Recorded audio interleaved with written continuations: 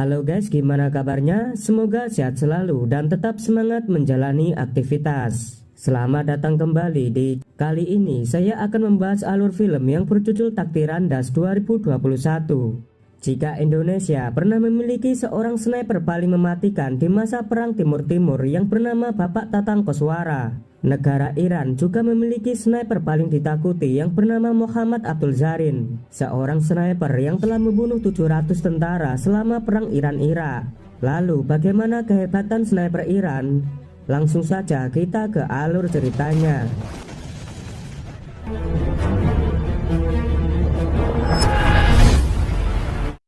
Film berawal memperlihatkan para tentara Irak sedang membawa dua orang tawanan dari negara musuh mereka Iran untuk dilepaskan di wilayah perbatasan. Kedua tawanan tersebut merupakan kakak beradik. Seorang perwira militer yang bernama Abdul Qadir memerintahkan anak buahnya untuk melepaskan tawanan.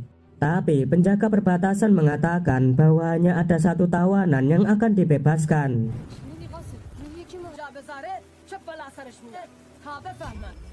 Sang kakak yang bernama Husain merelakan dirinya yang tetap ditawan supaya adiknya yang bernama Hasan bisa dibebaskan. Meski sempat berdebat, akhirnya Hasan menuruti perintah kakaknya. Hasan segera berlari menuju perbatasan, tapi perwira penjaga menyuruh anak buahnya untuk menembak Hasan hingga tewas.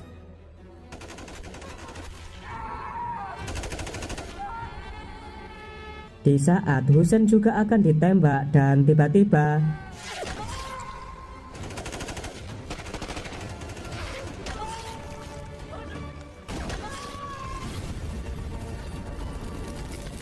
ternyata serangan brutal itu berasal dari sniper Iran yang paling ditakuti yang bernama Muhammad Abdul Zarin.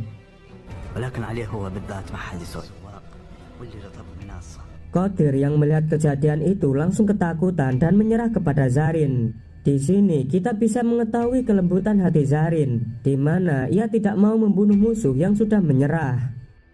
Kemudian Zarin membawa Husain ke markasnya, sementara Qadir mengadu pada jenderal jika semua pasukannya dibabat habis oleh sniper Iran. Mendengar itu, para petinggi militer Irak ketar-ketir atas kemunculan Zarin yang dikenal dengan kehebatannya. Mereka khawatir jika Zarin tidak segera dikalahkan, pastinya akan lebih banyak prajurit mereka yang akan dihabisi Zarin.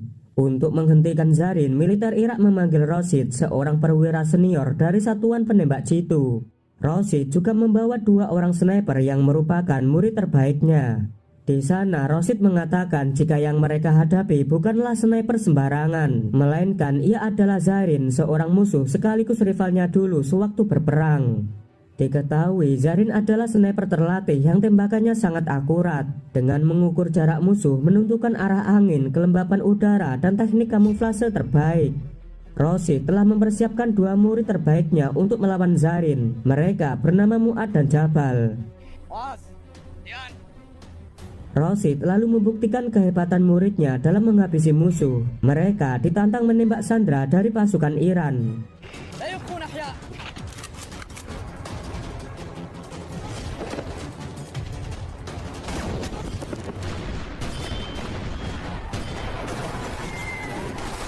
Adegan berpindah ke markas pasukan Iran.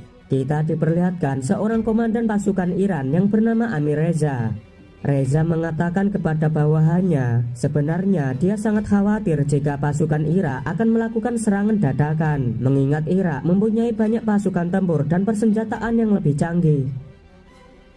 Di sisi lain, ternyata Zarin sedang berada di wilayah musuh untuk mengamati pergerakan dan aktivitas pasukan Irak.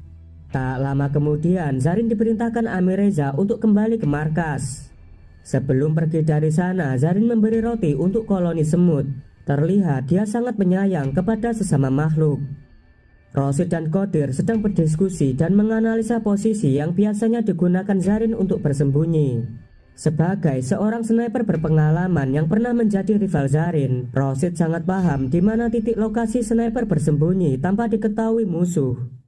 Di depan prajurit lainnya, Zarin memberi arahan bagaimana cara menjadi sniper hebat. Untuk menjadi seorang sniper, mereka harus mengetahui persembunyian yang strategis tanpa diketahui musuh. Sang sniper juga harus tahan dalam setiap kondisi cuaca apapun. Husain yang berada di sana sangat antusias dan mengatakan kepada Zarin kalau dia ingin diajari bagaimana cara menjadi sniper hebat seperti Zarin. Zarin pun menerima Husain menjadi muridnya. Di sisi lain, Rosid membawa muridnya ke lokasi perbatasan. Setibanya di sana, Rosid bisa membayangkan bagaimana tentara Irak dihabisi Zarin pada malam itu. Rosid lalu memeriksa bekas tembakan yang menembus kaca mobil. Dengan pengalamannya, Rosid langsung mengetahui posisi Zarin ketika melancarkan serangan.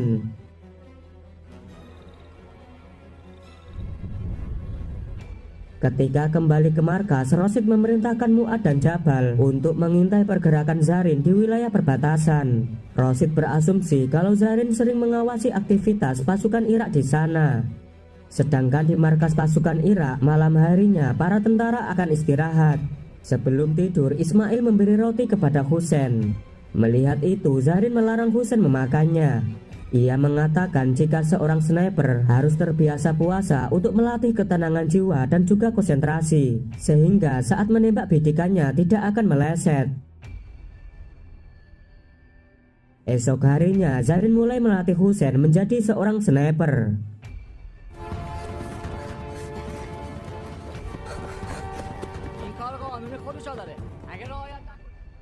Ketika Husain membuat kamuflase, ia malah dimarahi Zarin karena teknik kamuflasenya masih sangat buruk, sehingga musuh akan menemukan persembunyiannya. Dia juga membuang botol minum Husain, sebab sniper harus bisa menahan dahaga dan bertahan di kondisi sesulit apapun. Zarin lalu mengajak Husain untuk mengintai musuh di perbatasan. Sesampainya di sana, mereka melihat tentara Irak sedang sholat. Husain menyarankan Zarin untuk segera menembak musuh. Tapi Zarin menolaknya dan menjelaskan kepada Husain, mereka memang musuh ketika di medan pertempuran dan yang dihadapi hanyalah manusia. Namun ketika musuh beribadah, maka urusannya dengan Tuhan. Tak mungkin seorang makhluk yang lemah berperang melawan Tuhan yang maha segalanya. Mendengar semua ucapan Zarin, Husain hanya bisa istighfar. Zarin lalu melatih Husain membidik target di sebuah tempat latihan menembak, tapi Husain belum bisa membidik sasaran dengan tepat.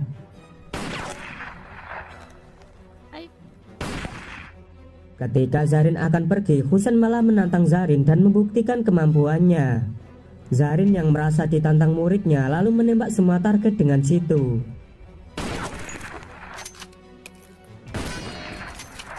Melihat kemampuan gurunya, Husain malah putus asa menjadi seorang sniper. Mental Husain yang lemah, Zarin merasa kecewa lalu pergi meninggalkannya.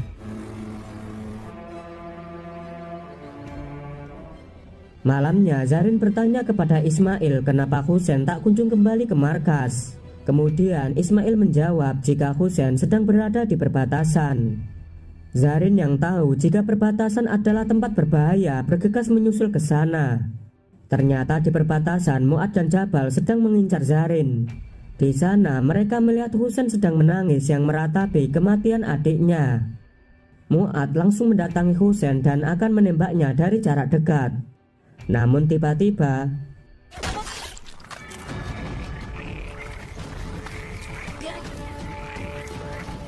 untuk kedua kalinya Zarin berhasil menyelamatkan nyawa Husain. Zarin lalu menyuruh Husain untuk bergerak menjadi umpan supaya dirinya bisa mengetahui posisi Jabal. Dan benar saja, Jabal yang melihat pergerakan Husain termakan jebakan mereka.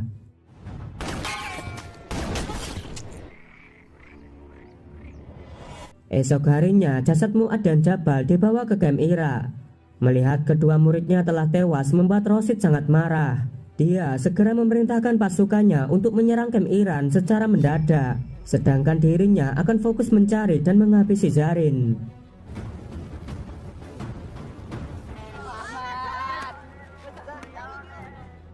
Husain mengantar makanan kepada gurunya, sedangkan Zarin sedang memandangi foto keluarganya yang sangat ia rindukan. Zarin mengatakan jika ia terpaksa meninggalkan keluarganya demi membela negara. Di sisi lain, pasukan Irak sudah bersiap menyerang markas Iran dengan mengerahkan tank lapis baja. Rosid yang gak terima atas kematian muridnya. Dia menembak tentara Iran dengan membabi buta hingga menewaskan Ismail.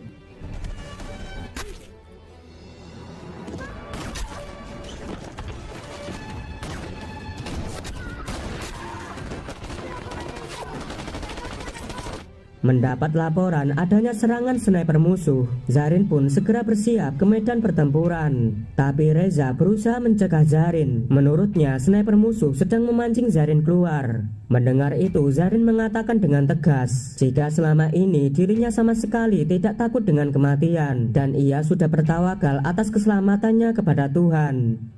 Seorang rekannya pun menyetujui apa yang dikatakan Zarin. Mereka berdua langsung berangkat ke medan pertempuran. Setibanya di sana, banyak sekali kepulan asap, serta jarak pandangnya terhalang oleh tank baja milik tentara Irak, sehingga Zarin kesulitan mencari keberadaan Rosid.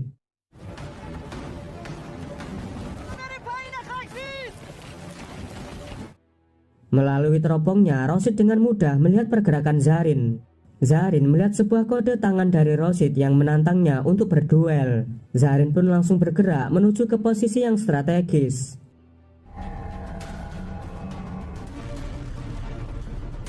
Ketika saling membidik, mereka mengingat duel sniper masa lalu. Waktu itu Zarin membuat Rosid terpojok dan tidak bisa apa-apa.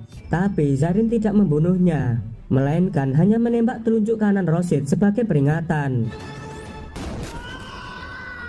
Dari kejadian itu, Rosid sangat berambisi untuk membunuh Zarin. Tapi di duel kali ini nampaknya Rosid yang diuntungkan karena ia lebih cepat menembak Zarin dan membuatnya tumbang. Rosid lalu memberikan komando untuk segera menyerang markas Iran karena sniper andalan mereka yaitu Zarin sudah berhasil ia tumbangkan.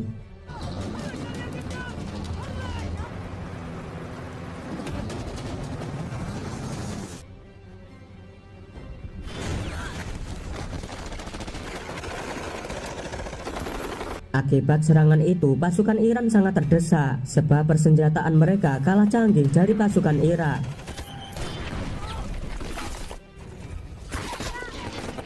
Di tengah kekacauan, ternyata Zarin masih selamat karena tembakan Rosid hanya mengenai telinga kanannya. Zarin pun kembali bangkit dan membidik satu persatu pasukan Irak dengan snipernya.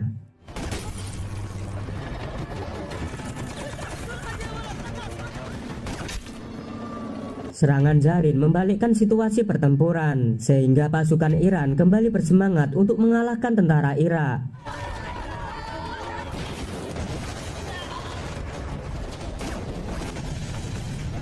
Merasa serangannya telah gagal, Jenderal Qadir langsung menarik mundur pasukannya kembali ke markas. Zarin yang melihat Rosid langsung menembak bahunya sebagai isyarat peringatan kedua.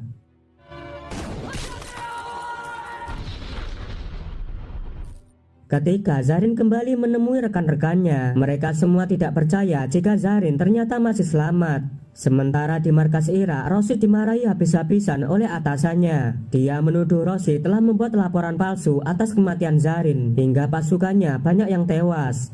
Dan akhirnya Rosid diskors beberapa waktu dan tugasnya akan digantikan oleh sniper lain yang telah mereka siapkan. Sang kapten berasumsi jika sniper andalannya sekelas Rosid saja tidak bisa membunuh Zarin. Lantas ia membuat rencana licik dengan mengutus Abdul Qadir akan berpura-pura berkhianat dan memberikan informasi palsu kepada pasukan Iran. Esok harinya Qadir mendatangi markas Iran. Di sana ia mengatakan kepada Amir Reza dan petinggi Iran jika pasukan Irak akan menyerang dengan jumlah lebih banyak daripada sebelumnya. Ia memberitahu pada mereka hanya ada satu cara untuk menghentikan rencana itu, di mana Zarin harus diam-diam menyusup ke markas Irak dan menghabisi sang kapten. Awalnya Zarin dan Amir Reza tidak percaya dan menganggap ini jebakan. Tapi Zarin yang tidak takut mati justru mengatakan kalau pasukan Irak akan termakan dengan jebakan mereka sendiri. Malam harinya Zarin berhasil memasuki kamp Irak. Dan benar saja semua yang dikatakan Qadir hanyalah jebakan belaka.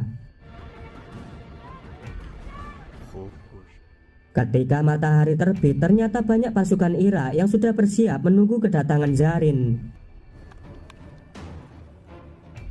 Tapi dengan skillnya Zarin selangkah lebih di depan, sehingga musuh termakan oleh jebakannya sendiri.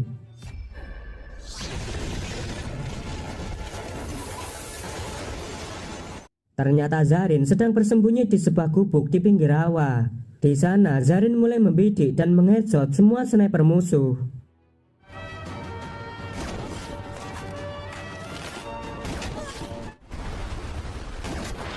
Sang kapten yang belum tahu posisi Zarin memerintahkan anak buahnya menembakkan artileri ke segala arah.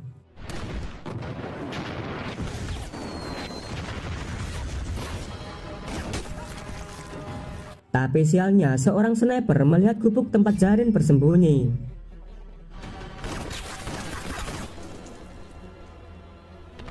Sniper musuh lalu mendekati gubuk untuk memastikan jika Zarin benar-benar sudah tewas. Walau terluka, Zarin mampu mengheadshot sniper musuh.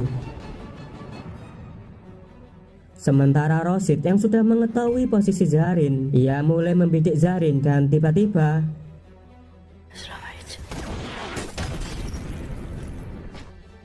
kali ini Zarin tidak mengampuni Rosid. Akibat terkena banyak tembakan di tubuhnya, Zarin sudah tidak sanggup bertahan lagi, dan akhirnya Zarin menghembuskan nafas terakhirnya.